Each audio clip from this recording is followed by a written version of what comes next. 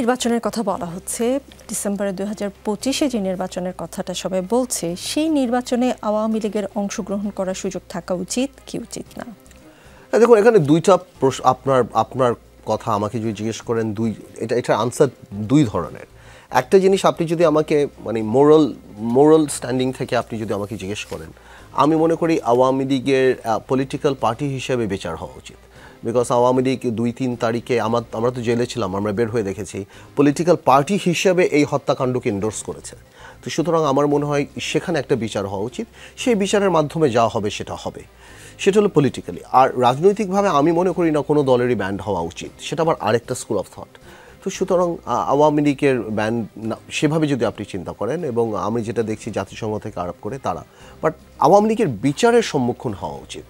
এবং ওই বিচার যদি পার হয়ে আওয়ামী লীগ আসতে পারে, তাহলে আওয়ামী লীগ আসবে। আর আওয়ামী লীগের মধ্যে অনুশোচনা বোধ নেই, এখন পর্যন্ত আওয়ামী লীগ ফর্মালি ক্ষমা চায় নেই। আর আওয়ামী লীগের এটা মানতে হবে যে জুলাই গণঅভ্যুত্থানকে অস্বীকার করে বাংলাদেশে রাজনীতি করাটা অনেক মুশকিল হয়ে যাবে, এবং এটা অসম্ভব হয়ে যাবে। কারণ এখনও গ্রাউন্ড রিয়ালিটি আওয়ামী লীগকে গ্রহণ করে না। আমরা হয়তো চেয়ার টেবিলে বলে বলতে পারি, বিকজ আমরা পলিটিক্যালি অনেকেই, কিন্তু আপনি গ্রামে নিতে পারবেন না, ইউনিয়নে নিতে পারবেন না, আপনি ঢাকার বাইরে আপনি নিতে পারবেন না, এই ঢাকাতেও আপনি নিতে পারবেন না। আওয়ামী লীগের যদি আমি কালকে খুলেও দিই, সরকার যে আসেন আপনারা করেন, সাধারণ মানুষের একটা ক্ষোভ আওয়ামী লীগের উপরে আছে। So ground reality is completely different.